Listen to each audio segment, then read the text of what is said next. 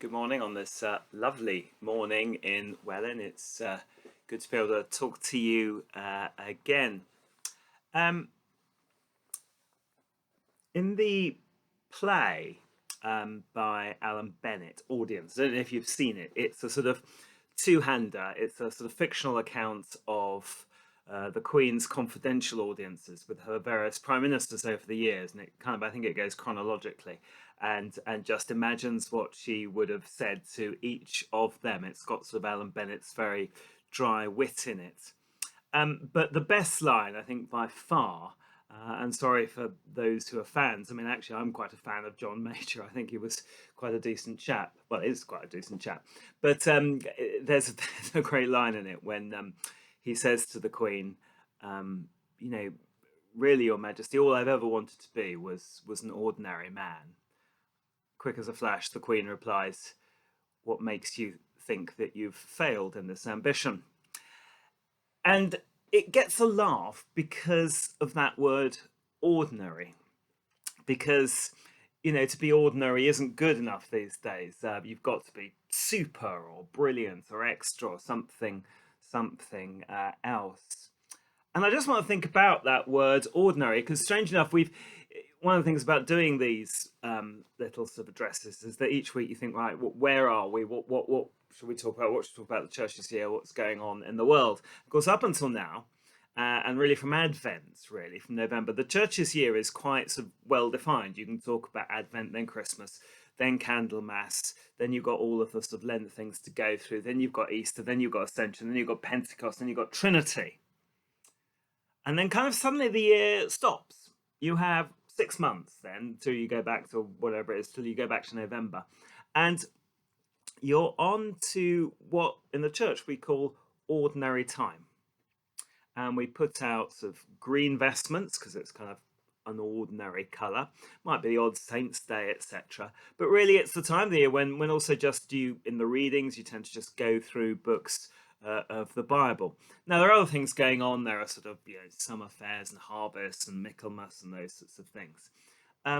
But yeah, it is described as ordinary time, and it becomes less easy to think of things to say. You haven't got an obvious festival to base it around. Actually, I think this year we're going to think quite a lot about what is ordinary, and perhaps we're going to rejoice in what is ordinary, because I mean, I think one of the things of COVID-19 and the restrictions is that it's taken away a lot of normal life.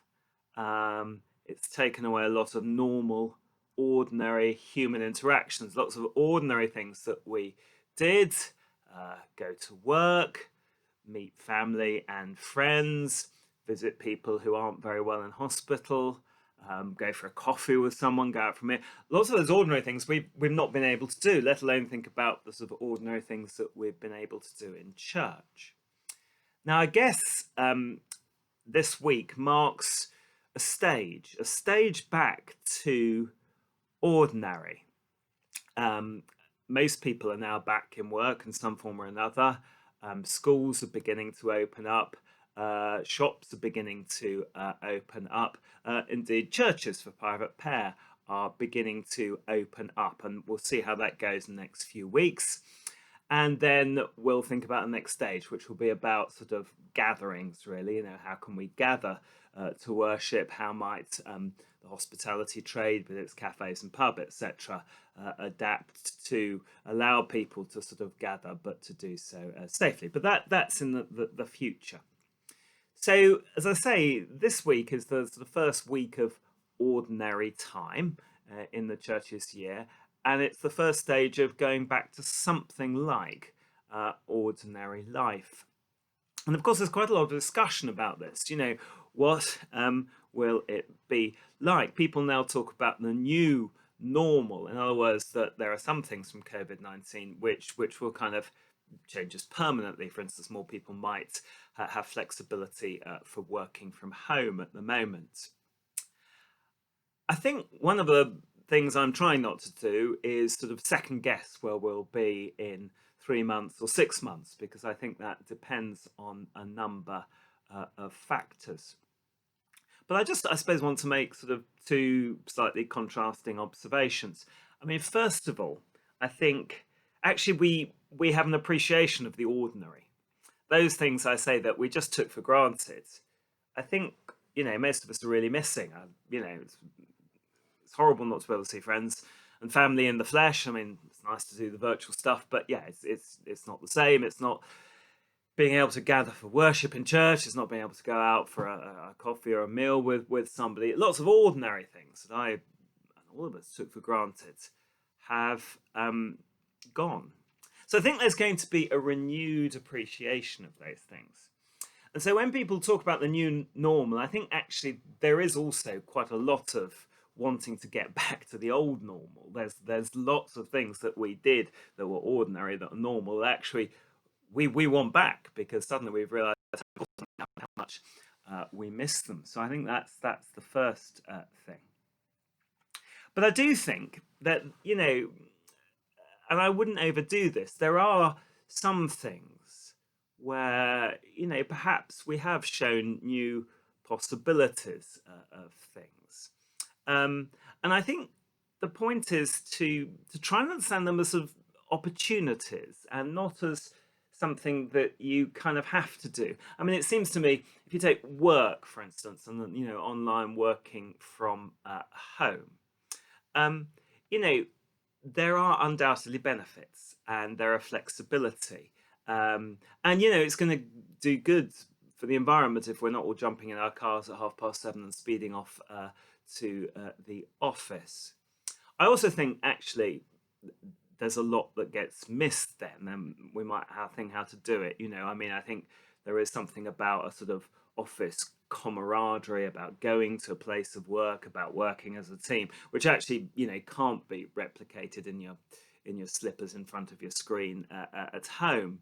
But I think there can be, as I say, learning how to use that new flexibility. So you do get the best of both worlds, that you say, well, actually, there is some days when actually home working is great and the car stays in the garage, but actually there are other days when I need to be there. Maybe also you've been out on your bike. I've noticed a lot of people out on their bikes. Maybe more people will take slightly greener form of transports to work, or work more locally. Now that's just sort of one example, and I could replicate that. Of course, the obvious one is church, and think about church, but also schools and shopping. I mean, already a lot of shopping is done online, for better or for worse. And again, you have to balance the convenience of that, the ease of it, with kind of actually being able to see the stuff, and the health of our high streets and stuff. So of course there will be changes, but I think there'll be quite a lot of thought, and prayer will go into those things. So that's really my message for this week. We enter ordinary time in the church. We start to make our sort of first major step, I think, back towards normal life and society, and we'll have to see how that goes. And so I think those two things, what is it that we've learned? What might change? What have we learned to do? Have we learned new online skills, for instance? But also, what is it actually we've really missed, that we've really valued, that we've taken for granted, and actually it's suddenly been taken away, and actually we're just, we will never take it for granted again, because it was so important to us.